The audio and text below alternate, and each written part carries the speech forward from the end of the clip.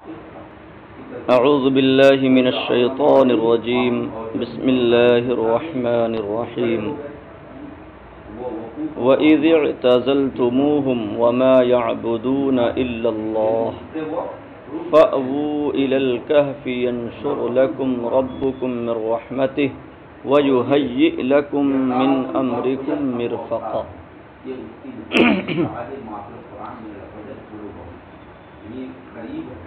اعتزلتموہم، یہ اعتزل باب افتعال سے فعل ماضی صیغہ جمع مذکر حاضر، جب اس کے ساتھ ضمیر متصل لانی ہوتی ہے تو میم کے بعد یہ واو بڑھایا جاتا ہے۔ یہ واو ضمیر نہیں، صرف واو کیا ہے؟ ہم ضمیر کے اتصال کے لیے۔ بات ہو گئی؟ اب یہاں مخاطب اور مخاطب کون ہیں، کون کس سے خطاب کر رہا ہے، کون کس سے گفتگو کر رہا ہے، اس کو آگے بیان فرمایا۔ خطاب من بعضهم لبعض، تو پیچھے بات آئی کہ ان لوگوں نے بڑی مضبوطی کے ساتھ اپنے ایمان کا برملا اعلان کیا بغیر کسی خوف اور ڈر کے،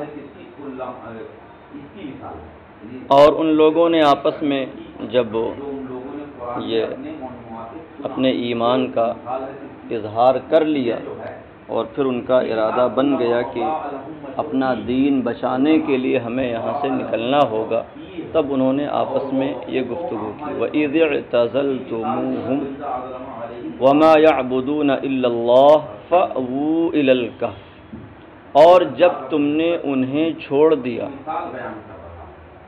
ہم ضمیر لوٹ رہے کفار کی جانب، تو وہ آپس میں ایک دوسرے سے کہہ رہے ہیں وَمَا يَعْبُدُونَ إِلَّا اللَّهَ، یہ ما معطوف ہے ہم ضمیر مفعول پر، اور جب تم ان سے کنارہ کش ہو گئے یعنی کفار سے، اور ان سے جن کو وہ پوجتے ہیں سوائے اللہ کے، فَأْوُوا إِلَى الْكَهْفِ، تو غار کی پناہ لو یعنی غار کی طرف چلو، يَنشُرْ لَكُمْ رَبُّكُمْ مِنْ رَحْمَتِهِ، کہ وہ تمہارا رب تمہارے لیے اپنی رحمت پھیلا دے گا اور تمہارے لیے تمہارے معاملے سے فائدہ اٹھانے کی چیز مہیا کر دے گا۔ بات سمجھ میں آئی؟ یہ آیت کا ترجمہ۔ تو آگے تفسیر میں فرماتے ہیں خطاب من بعضهم لبعض، ان کا آپس میں ایک دوسرے سے خطاب ہے۔ حین صممت عزیمتهم علی الفرار بدینہم، یہ خطاب کب ہوا، کب انہوں نے یہ بات کہی؟ کہتے ہیں جب ان کا دین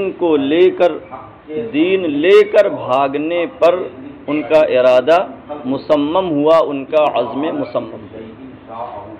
وما یعبدون نصب عطف علی الضمیر، اعراب بیان کر رہے ہیں ترکیب کہ ما جو ہے یہ موصولہ ہے اور یہ منصوب ہے، محلاً منصوب ہے، اور منصوب کیوں ہے؟ عطف علی الضمیر، کیونکہ یہ ضمیر مفعول پر معطوف ہے، ہم جو ضمیر مفعول ہے اوپر اسی پر یہ معطوف ہے۔ اے وَإِذِ اعْتَزَلْتُمُوهُمْ وَإِذِ اعْتَزَلْتُمْ مَعْبُودِيهِمْ، جب ما یعبدون کا عطف کس پر ہوا؟ ہم ضمیر پر، تو ہم ضمیر اذ اعتزلتم کے تابع ہے، اس کے تحت ہے، اس کا معمول ہے، تو گویا کہ اور معطوف علیہ کے حکم میں ہوتا ہے، وہی عامل کیا ہے یہاں بھی رہے گا، اس لیے آگے تفسیر میں پورے کو ظاہر کیا۔ وَإِذِ اعْتَزَلْتُمُوهُمْ وَإِذِ اعْتَزَلْتُمْ مَعْبُودِيهِمْ، یہ ما یعبدون کی تفسیر ہے۔ اور جب تم کافروں سے الگ ہو گئے اور جب تم نے ان کے معبودوں کو چھوڑ دیا سوائے اللہ کے، الا اللہ میں استثناء کون سا؟ تو کہہ رہے ہیں کہ یہاں احتمال استثناء متصل ہونے کا بھی ہے اور استثناء منقطع ہونے کا بھی۔ جب تم نے چھوڑ دیا ان کو جن کو وہ پوجتے ہیں سوائے اللہ کے. تو مطلب یہ ہوا کہ جن کو وہ پوجتے تھے ان میں اللہ عز و جل بھی شامل. جن کو وہ پوجتے تھے ان میں اللہ تعالی بھی شامل، کیونکہ وہ اللہ رب العزت کے قائل تھے مگر شرک کرتے تھے. اس کے ساتھ اور بھی خداؤں کو مانتے تھے اور ان کی عبادت کرتے تھے. تو اب جن معبودوں کی عبادت کرتے تھے ان میں اللہ بھی شامل ہے. جن کو چھوڑا ہے، سمجھ رہے ہیں، ان میں اللہ تو شامل ہے نہیں، اللہ کو نہیں نہ چھوڑا ہے. بس مرے تو ما یعبدون سے یہ استثناء کیسا ہوگا؟ استثناء متصل، کہ جب مستثنی منہو میں داخل ہو تو اسی کو استثناء متصل کہتے ہیں. تو کہہ رہے ہیں استثناء متصل الا اللہ، یہ استثناء متصل ہے. لأنہم کانوا یقرون بالخالق ویشرکون معہ غیرہ، اس لیے کہ وہ خالق عز و جل کا اقرار کرتے تھے اور اس کے ساتھ اوروں کو شریک ٹھہراتے تھے، اہل مکہ کی طرح. او منقطع، یہ بھی احتمال ہو سکتا ہے کہ یہ استثناء منقطع ہو. اے وَإِذِ اعْتَزَلْتُمُ الْكُفَّارَ وَالْأَصْنَامَ الَّتِي يَعْبُدُونَهَا مِن دُونِ اللَّهِ، جن کو وہ اللہ کے سوا پوچھتے ہیں. اب اللہ معنی میں کس کے ہو جائے گا؟ من دون اللہ کے معنی میں. آ رہی بات سن میں؟ ہاں، تو اگر مستثنی منہ میں داخل نہ ہو تو ایسی صورت میں کیا ہوتا ہے؟ وہ منقطع ہوتا ہے. کریں کہ وَإِذِ اعْتَزَلْتُمُ الْكُفَّارَ، اور جب تم نے کافروں کو چھوڑ دیا اور ان بتوں کو جن کو وہ اللہ کے سوا پوجتے ہیں. او ہوا کلام معترض اخبار من اللہ تعالی عن الفتیہ انہم لم یعبدوا غیر اللہ. دونوں احتمال بیان کر دیا کہ استثناء متصل ہے یا استثناء منقطع. ایک تیسری تفسیر کر رہے ہیں کہ یہ بھی ہو سکتا ہے کہ وما یعبدون الا اللہ یہ معطوف نہ ہو بلکہ یہ جملہ معترضہ ہو، الگ جملہ پورا، اور یہ کسی عامل کے تحت نہ ہو. اور اس صورت میں ما کیا ہے؟ نافیہ ہوگا. وما یعبدون الا اللہ یہ ان کے کلام کے بیچ میں اللہ عز و جل کا کلام ہے جو ان کے بارے میں یہ بتانے کے لیے آیا کہ انہوں نے اللہ کے علاوہ کی عبادت نہیں کی. اور جب تم نے کفار کو چھوڑ دیا، اب اس سے متعلق جو کلام ہے وہ آگے آ رہا فَأْوُوا إِلَى الْكَهْفِ، اور بیچ میں یہ اللہ کا کلام وَمَا يَعْبُدُونَ إِلَّا اللَّهِ، اور یہ بندے یا اصحاب کہف اللہ کے سوا کسی کو نہیں پوجتے. ہو گئی بات؟ ہاں، تو کہہ رہے او ہوا کلام معترض، یا یہ جملہ معترضہ ہے اللہ عز و جل کی جانب سے ان جوانوں کے بارے میں یہ بتانا ہے کہ انہوں نے اللہ کے علاوہ کی عبادت نہ کی. فَأْوُوا إِلَى الْكَهْفِ یہ جزا ہے اِذِ اعْتَزَلْتُمُوهُم میں اذ جو شرط کے معنی کو متضمن ہے اس کی یہ جزا. ہو گئی بات؟ ہاں، فَأْوُوا إِلَى الْكَهْفِ تو تم غار کی طرف چلو.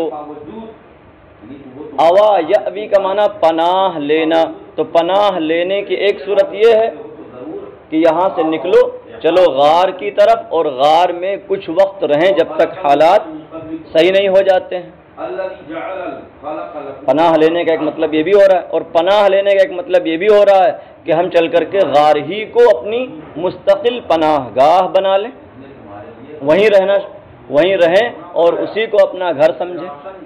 تو ان دونوں معنوں کا احتمال ہے. فَأْوُوا میں آگے تفسیر کر رہے ہیں صِیرُوا إِلَیْهِ أَوِ اجْعَلُوا الْکَهْفَ مَأْوَاکُمْ.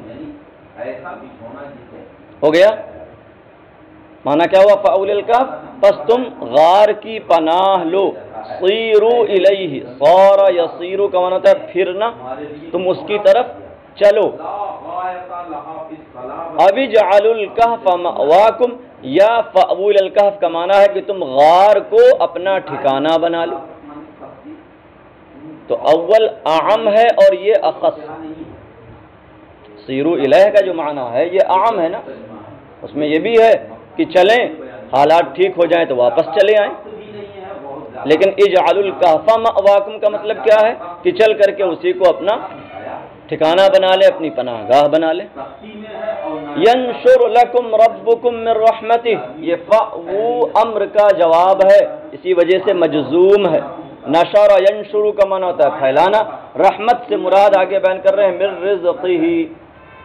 سب سے پہلی ضرورت تو یہاں کھانے پینے کی چیزوں کی ہے،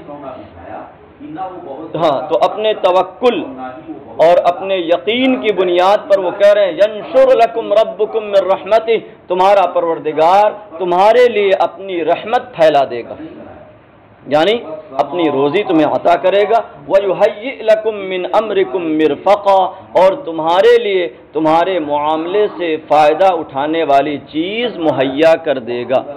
مرفق کا معنی آگے بیان کیا، ما یرتفق بہ، جس سے نفع اٹھایا جائے، فائدہ اٹھایا جائے۔ یہاں دو قرات ہے، ایک قرات تو یہی پڑھ لیا آپ نے مرفقا، اور دوسری قرات ہے مرفقا، مرفق مفعل کے وزن پر۔ یہ مرفقا پڑھا ہے مدنی و شامی، نافع مدنی اور ابن عامر شامی، ان قراء نے اسے مرفقا پڑھا ہے اور بقیہ قاریوں نے مرفقا پڑھا ہے۔ بات سمجھ میں آ گئی؟ ہاں، مدنی جو قراء سبعہ ہیں، ابن کثیر مکی، نافع مدنی، ابو عمرو بصری، ابن عامر شامی، ٹھیک، حمزہ اور عاصم اور کسائی، یہ تین حضرات ہیں کوفی۔ تو جب کوفیون کہیں تو یہ تین حضرات مراد ہوں گے، بصریون کہیں تو ابو عمرو بصری مراد ہوں گے، مدنیون کہیں تو نافع مدنی، مکیون کہیں تو ابن کثیر مکی۔ یہ قراء سبعہ میں سے سمجھ رہے ہیں، ساتوں قاریوں کو ان کے مکان کی طرف یا ان کے مقام کی طرف نسبت کرتے ہوئے بیان کریں گے۔ تو کہہ رہے ہیں مرفقہ پڑھا ہے مدنی اور شامی قاریوں نے، وَهُوَ مَا يُرْتَفَقُ بِهِ، مرفق اور مرفق دونوں کا معنی یہی ہے، ما يُرْتَفَقُ بِهِ، جس سے فائدہ اٹھایا جائے، اَيْ يُنْتَفَعْ، يُرْتَفَق کا معنی ہے۔ وَإِنَّمَا قَالُوا ذَلِكَ ثِقَةً بِفَضْلِ اللَّهِ وَقُوَّةً فِي رَجَائِهِمْ لِتَوَكُّلِهِمْ عَلَيْهِ وَنُصُوعِ يَقِينِهِمْ، اور انہوں نے یہ بات کیوں کہی کہ غار کی پناہ لو، تمہارا رب تمہارے لیے رحمت پھیلا دے گا اور تمہارے لیے تمہارے معاملے سے فائدہ اٹھانے کی چیز مہیا کر دے گا۔ کہہ رہے ہیں انہوں نے یہ بات کہی اللہ کے فضل پر بھروسہ کرتے ہوئے اور اپنی رجا میں مضبوط ہونے کی وجہ سے، قوی ہونے کی وجہ سے، کہ وہ جو اللہ سے امید رکھتے تھے اس میں انہیں کوئی ذوف نہیں تھا، کوئی شک نہیں تھا، بلکہ پورے یقین کے ساتھ۔ لِتَوَكُّلِهِمْ عَلَيْهِ وَنُصُوعِ يَقِينِهِمْ، رب پر توکل رکھنے کی بنیاد پر اور ان کے یقین کے مضبوط اور پختہ ہونے کی بنیاد پر۔ او اخبرهم به نبی فی عصرهم، یہ بھی احتمال ہے کہ اس بات کی انہیں اس نبی نے خبر دی جو ان کے زمانے میں تھے، مگر یہ ایک ضعیف احتمال بیان کرتے ہیں، کیونکہ آگے جو واقعہ بیان کریں گے اس سے یہ بات واضح ہو رہی ہے کہ حضرت عیسیٰ علیہ السلام کے تقریباً 100 سال کے بعد کا واقعہ، اور کہا جاتا ہے کہ یہ زمانہ فترت ہے، اس زمانے میں انبیاء تشریف نہ لائے۔ وَتَرَى الشَّمْسَ إِذَا طَلَعَتْ تَزَاوَرُ عَنْ كَهْفِهِمْ ذَاتَ الْيَمِينِ وَإِذَا غَرَبَتْ تَقْرِضُهُمْ ذَاتَ الشِّمَالِ وَهُمْ فِي فَجْوَةٍ مِّنْهُ۔ ہاں، ترا میں خطاب غیر معین کو بھی ہو سکتا ہے، سمجھ رہے ہیں، جو بھی خطاب کا اہل ہے اس سے بات ہو رہی ہے، اسے خطاب کیا جا رہا ہے، تو دیکھے گا، اور یا تو خطاب ہے نبی کریم صلی اللہ تعالی علیہ وسلم کو، یہ بھی احتمال موجود ہے۔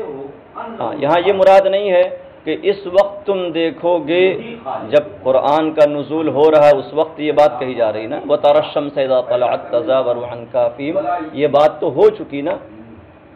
مراد یہ ہے کہ اگر تم دیکھتے جس وقت کہ وہ غار میں تھے تو تم سورج کو اس حال میں دیکھتے. سمجھ رہے ہیں؟ ہاں. وَتَرَى الشَّمْسَ إِذَا طَلَعَتْ تَزَاوَرُ عَنْ كَهْفِهِمْ ذَاتَ الْيَمِينِ. اور تم سورج کو دیکھتے جب وہ طلوع ہوتا. سورج جب نکلتا تو تم کیا دیکھتے؟ تَزَاوَرُ عَنْ كَهْفِهِمْ. یہ الشمس سے حال بنے گا کہ وہ ان کے غار سے دائیں جانب پھر جاتا. ان کے غار سے داہنی جانب داہنی جہت میں پھر جاتا، مائل ہو جاتا. تزاور بتخفیف الزاء کوفی، زا کی تخفیف کے ساتھ یعنی غیر مشدد طور پر پڑھا ہے کوفی قراء نے. تین حضرات ہیں نا، عاصم، حمزہ اور کسائی. تو ان حضرات نے تزاورو پڑھا ہے باب تفاعل سے زا کی تخفیف کے ساتھ. اور تزورو شامی، تزورو نہیں ہے، تزورو ازورار باب افعلال سے یہ پڑھا ہے ابن عامر شامی نے. تزاورو غیرو، اور بقیہ قاریوں نے تزاورو زا کی تشدید کے ساتھ پڑھا. تو تزورو تو باب افعلال سے صاف ہے، لیکن تزاورو اور تزاورو یہ دونوں باب تفاعل سے ہیں. سمجھ رہے ہیں؟ تو کہہ رہے ہیں یہ اصل میں کیا ہوں گے؟ وہ اصل یہ اصل میں کیا ہوگا؟ وہ اصلہ تتزاورو، اور تزاورو یا تزاورو دونوں صورتوں میں اس کی اصل کیا ہے؟ تتزاورو. ابھی باب تفاعل سے ہے اور فعل مضارع، تو ایک تا علامت مضارع کی اور ایک تا باب تفاعل کی، تو دو تائیں چاہیے نا. تو تتزاورو ہے فخفف بادغام التاء فی الزاء او حذفها، تو اس میں تخفیف کی گئی زا میں تا کا ادغام کر کے یا تا کا حذف کر کے. ہو گئی بات؟ کوفی قرات کے مطابق تا کے حذف کے ساتھ اس میں تخفیف ہوئی ہے، اور بقیہ لوگوں کی قرات کے مطابق تا کا زا میں ادغام کر کے اس میں تخفیف کی گئی. فخفف بادغام التاء فی الزاء، تو اس میں تخفیف کی گئی زا میں تا کا ادغام کر کے یا تا کا حذف کر کے. والکل من الزور وهو المیل، اور چاہے تزورو ہو چاہے تزاورو ہو چاہے تزاورو، سب کا مادہ کیا ہے؟ زور، اور یہ ماخوذ ہے زور سے جس کا معنی ہوتا ہے مائل ہونا. ہو گیا؟ والکل من الزور، اور ساری قرات ماخوذ ہے زور سے، وهو المیل، اور اس کا معنی ہے مائل ہونا پھرنا. وَمِنْهُ زَارَهُ اِذَا مَالَ إِلَيْهِ، اور اسی سے زارہو ہے جس کا معنی ہوتا ہے کسی کی طرف مائل ہونا. وَالزُّورِ، اور جھوٹ، شہادت الزور پڑھا ہوگا، جھوٹی گواہی دینا. زور کہتے ہیں جھوٹ کو، کذب کو. تو اس کے اندر کیسے میلان کا معنی پایا جا رہا؟ کریں وَالزُّورُ وَمِنْهُ زَارَهُ وَالزُّورُ، اور اسی مادے سے زارہ ہے ملاقات کے لیے جانا، زیارت کرنا، تو اس میں مائل ہونا ہوتا ہے، اس کی طرف میلان. تو میلان کی دو صورت، ایک تو اس کی طرف میلان اور دوسرے اس سے میلان، یعنی اس سے پھرنا، بھاگنا. یہاں آگے عن آ رہا. والزور المیل عن الصدق، اور زور صدق سے مائل ہونے کا، صدق سے پھرنے کا نام ہے، جسے جھوٹ کہتے ہیں. عن کہفہم تزاورو سے متعلق ہوگا. اے تمیل عنہ، تم سورج کو دیکھتے جب وہ طلوع ہوتا کہ ان کے غار سے پھر جاتا. ولا یقع شعاعها علیہم، اور اس کی شعاع ان کے اوپر نہ پڑتی.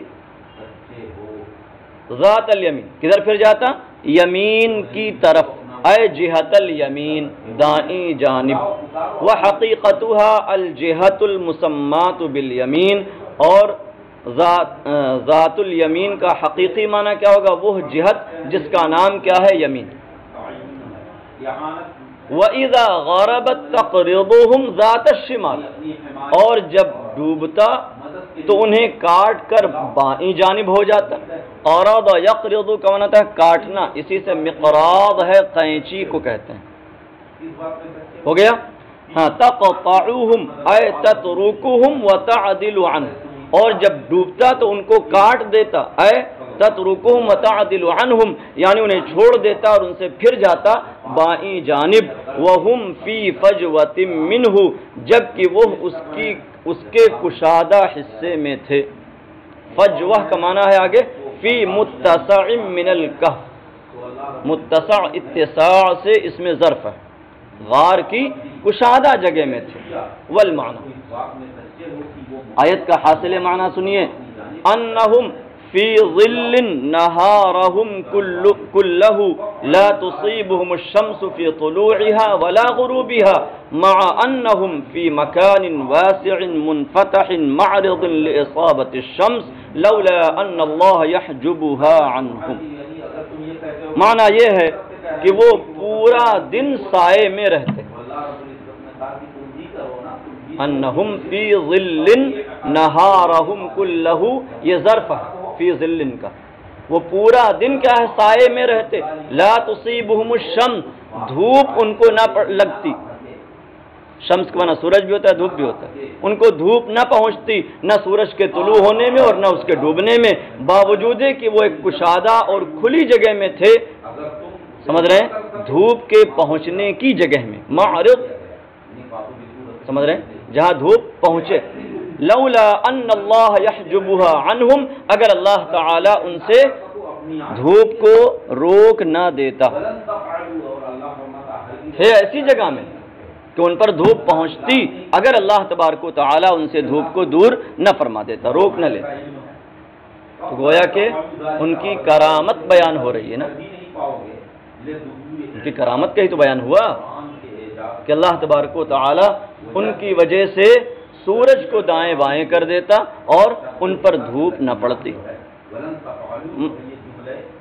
وقیل منفسح من غارہم، فجوہ کا ایک معنی کیا ہوا، فی متسع من الکہف، غار کے کشادہ حصے میں تھے، اور کشادگی کا مطلب کیا ہوا کہ ایسی کھلی جگہ میں تھے کہ جہاں دھوپ پڑتی، اور ایک قول یہ ہے منفسح من غارہم کہ وہ غار کے خوب کھلے حصے میں تھے، کشادہ حصہ، منفسح انفساح سے اس میں ظرف ہے، سمجھ رہے ہیں، تو کمرہ بنایا جائے اس طور پر کہ خوب روشن دان اور کھڑکیاں ہوں جس کی وجہ سے خوب ہوادار ہو جائے، تو یہ معنی منفسح کا، منفسح من غارہم، غار کے کھلے حصے میں تھے، ینالہم فیہ روح الہواء وبرد النسیم ولا یحسون کرب الغار، کہ جس میں انہیں ہوا کی راحت، ہوا کا آرام اور باد نسیم کی ٹھنڈک پہنچتی، اور وہ غار کے کرب کو اور اس کے گھٹن کو محسوس نہ کرتے۔ ذالک من آیات اللہ، یہ اللہ کی نشانیوں میں سے ہے۔ ذالکہ کا مشار الیہ کیا ہے، اے ما صنعہ اللہ بہم من ازبرار الشمس وقرضها طالعة غاربة آیۃ من آیات اللہ۔ من آیات اللہ کی تفسیر ہے آیۃ من آیات اللہ، اس میں اشارہ ہے کہ من کیا ہے، تبعیضیہ ہے، ہو گئی بات، اور ذالکہ کا مشار بیان کیا، یعنی جو اللہ تعالیٰ نے ان کے ساتھ کیا، یعنی سورج کا طلوع و غروب کے وقت پھر جانا، ان کو چھوڑ دینا، یہ اللہ کی نشانیوں میں سے ایک نشانی ہے، ہو گئی بات، یعنی انما کان فی ذلک السمت تصیبہ الشمس ولا تصیبہم اختصاصا لہم بالکرامہ، یعنی کہ جو بات اس سمت میں تھی کہ انہیں دھوپ پہنچتی لیکن ان کو نہ پہنچتی تھی،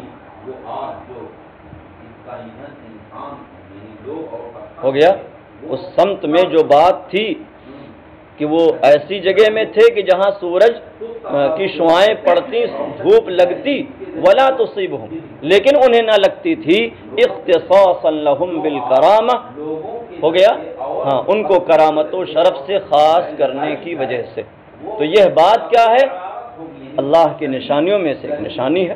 وقیلا، اور ایک قول یہ ہے، باب الکہف شمالی مستقبل لبنات نعش فہم فی مقنعۃ ابدا، اور ایک قول یہ ہے کہ غار کا جو منہ تھا، اس کا جو دروازہ تھا، وہ شمال کی جانب تھا اور بنات النعش کے مقابل میں تھا۔ بنات النعش چند کواکب اور ستاروں کو کہتے ہیں جو شمال کی جانب ہوتے ہیں، اور اس رخ پر جب گھر کا دروازہ ہو تو دھوپ گھر میں نہیں آئے گی۔ تو غار کا دروازہ کیا اس سمت میں تھا، بنات النعش کے مقابل، تو اس وجہ سے ان کے اوپر کیا دھوپ نہیں پڑتی تھی، ہمیشہ کیا وہ سائے میں رہتے تھے۔ تو اس صورت میں ذالک من آیات اللہ کا معنی کیا ہوگا؟ وہ اللہ کی نشانیوں میں سے ایک نشانی ہے۔ تو پہلی تفسیر کی صورت میں تو بات سمجھ میں آ گئی کہ سورج اپنی منزلوں میں چلنے کے بجائے اللہ کے حکم سے دائیں بائیں ہو جاتا، تو یہ جو ہوتا تھا ان کے شرف اور ان کی کرامت کی وجہ سے، یہ کیا ہے اللہ کی نشانیوں میں سے ایک نشانی ہے۔ لیکن جب یہ مانا جائے کہ غار کا منہ ہی ایسا تھا، اس کا دروازہ ہی ایسا تھا کہ اندر دھوپ کے داخل ہونے کی کوئی گنجائش نہ تھی، تب ذالکہ کا مشار الیہ کیا ہوگا؟ تو کہہ رہے وقیل، اور کہا گیا کہ غار کا دروازہ شمال کی جانب تھا جو بنات النعش کے مقابل میں تھا، فہم فی مقنعۃ ابدا، اس لیے وہ ہمیشہ سائے میں رہتے۔ ومعنى ذلك من آیات اللہ ان شأنهم وحدیثهم من آیات اللہ، اور ذالک من آیات اللہ کا معنی یہ ہے کہ ان کا معاملہ اور ان کا واقعہ اللہ کی نشانیوں میں سے۔ سمجھ رہے ہیں؟ اتنے کافروں کے درمیان ہو کر کے اپنے ایمان کا اظہار کرنا اور پھر اپنے دین کو بچانے کے لیے وطن کو چھوڑ دینا، غار کی پناہ لینا، اور پھر ایک مدت مدیدہ تک زندہ رہنا، سوئے رہنا بغیر کھائے پیے، تھوڑی مدت نہیں 300 کچھ سال، آگے بیان آ رہا ہے قرآن مجید میں۔ سمجھ رہے ہیں؟ تو یہ کیا ہے؟ یہ پورا واقعہ اور یہ ان کا پورا معاملہ کیا ہے؟ من آیات اللہ، اللہ کی نشانیوں میں سے۔ من یہد اللہ فہو المہتد، اللہ جسے ہدایت دے بس وہی ہدایت پانے والا ہے۔ من یہاں پر شرطیہ ہے، یہدی سے یا گر گئی اسی لیے، اور فہو المہتد یہ جزا، جس کو اللہ ہدایت دے تو وہی ہدایت پانے والا ہے۔ مثل ما مر فی سبحان، مہتدی میں اسی کے مانند قراءتیں ہیں جیسا کہ سبحان الذی اسری کی صورت میں گزرا اور بیان ہوا، وہاں بھی من یہد اللہ فہو المہتد آیا ہے۔ سمجھ رہے ہیں؟ تو وہاں قراءتیں بیان کی گئی ہیں کہ یہاں پر ایک قراءت فہو المہتد ہے وصلا و وقفا دونوں صورتوں میں، اور بعض لوگوں کے نزدیک فہو المہتدی یا کے ساتھ ہے، اور بعض لوگوں نے وقف و وصل کا فرق کیا ہے کہ وقف میں مہتد ہے اور وصل میں مہتدی یا کے ساتھ ہے، تو 3 قراءتیں کریں کہ یہاں بھی جیسے سبحان میں قراءت بیان کی گئی ہے ویسے یہاں بھی وَهُوَ ثَنَاءٌ عَلَيْهِمْ، اور یہ جملہ یہاں پر اللہ کی جانب سے ان کی ثنا اور ان کی تعریف ہے کہ انہوں نے اللہ کی خاطر جہاد کیا، جاہدوا فی اللہ، اور یہاں جہاد کا معنی کیا ہوگا؟ مشقت اٹھائی، ہو گیا جاہدوا فی اللہ کہ انہوں نے اللہ کی خاطر جہاد کیا، وَأَسْلَمُوا لَهُ وُجُوهَهُمْ، اور اس کی بارگاہ میں اپنے چہرے جھکا دیے، فَأَرْشَدَهُمْ إِلَى نَيْلِ تِلْكَ الْكَرَامَةِ السَّنِيَّةِ، تو اللہ نے ان کی ہدایت فرمائی اس عظیم سنیہ بمعنی رفیع اور عظیم بلند بالا، اس عظیم کرامت کے پانے کی راہ دکھائی۔ وَمَن يُضْلِلْ فَلَن تَجِدَ لَهُ وَلِيًّا مُرْشِدًا، اور جسے اللہ گمراہ کرے تو ہرگز تو اس کے لیے راہ دکھانے والا ولی اور دوست نہ پائے گا۔ آگے تفسیر کر رہے ہیں اے من اضلہ فلا ہادی لہ، مفہوم اس کا یہ ہے کہ جس کو اللہ گمراہ کرے تو اس کے لیے اسے کوئی ہدایت دینے والا نہیں، اس کے لیے کوئی ہادی نہیں۔ تو یہاں یہ مطلب نہیں کہ تم تلاش کرو گے مگر پاؤ گے نہیں، اس کو کوئی ہے ہی نہیں۔ ہو گئی بات؟ ہاں، وَمَن يُضْلِلْ، اور جس کو اللہ گمراہ کرے تو ہرگز تو اس کے لیے راہ دکھانے والا دوست نہ پائے گا۔ صدق اللہ۔